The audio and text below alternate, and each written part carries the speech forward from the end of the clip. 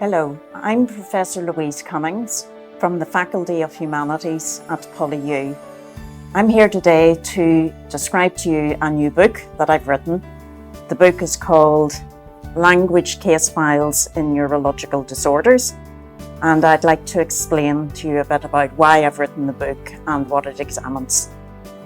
So one of the chief reasons why I wrote this book was I wanted to give prominence to a number of neurological disorders that are often overlooked by speech-language pathologists.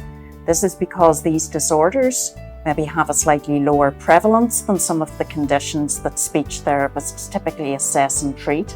So I'm thinking here particularly of corticobasal degeneration, or because these disorders have social stigma attached to them and are often overlooked by speech therapy for this reason. And I'm thinking here particularly of alcohol-related brain damage. All of these disorders have problems associated with speech and language and communication, and they need to be assessed and treated for this reason. The reason why I've used a case study approach in this book is because large-scale quantitative studies often overlook the individual features of an individual's language impairment. And I think it's very important to get to grips with those unique individual features through a case study approach. Also, a case study approach is a very useful way to document a new or emerging condition. And I'm thinking here particularly about language impairment in the context of COVID-19 infection, where we're trying for the first time to describe how COVID infection has affected cognition and language in people, and a case study approach is a very effective way to do that. Another reason why I think a case study approach is important is that it is particularly valuable for training and educating speech-language pathologists.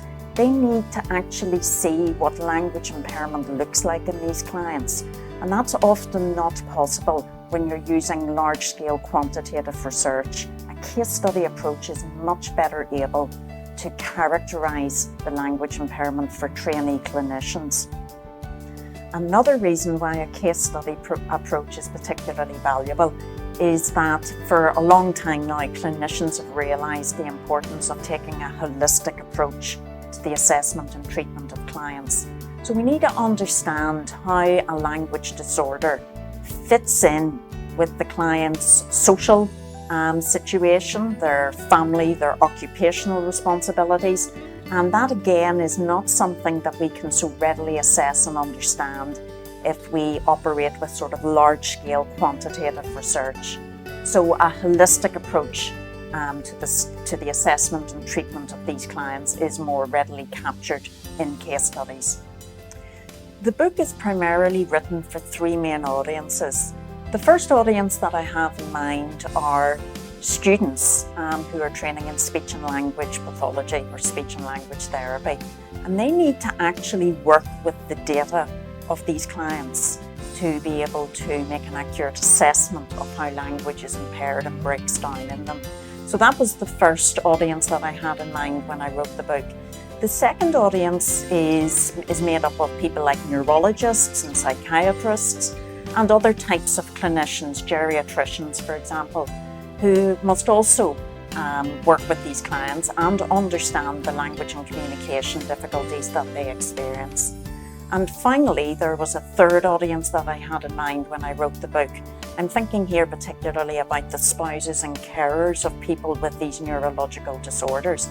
They are often experts in the management of the physical symptoms of these adults, but often don't have a particularly strong understanding or appreciation of the language and cognition issues that they experience. So that was also, to my mind, an important audience to address. In terms of what I hope the volume will achieve, there are really three things that were important to me when I was writing the book.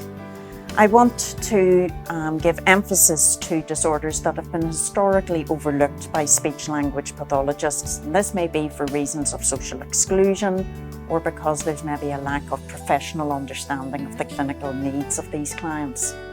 Secondly, I would also like the volume to be used to introduce students in speech-language pathology to conditions that haven't been encountered before. And I'm thinking here particularly about the language impairment. that is now recognised as part of COVID-19 infection.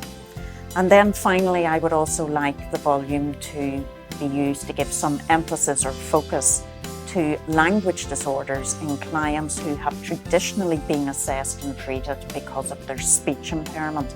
So I'm thinking here particularly of clients with Parkinson's disease, where there has been for a very long time recognition of the speech disorder dysarthria in Parkinson's disease, and unfortunately the language impairment has not received as much clinical focus as the speech disorder. So those were my three chief aims in writing this volume.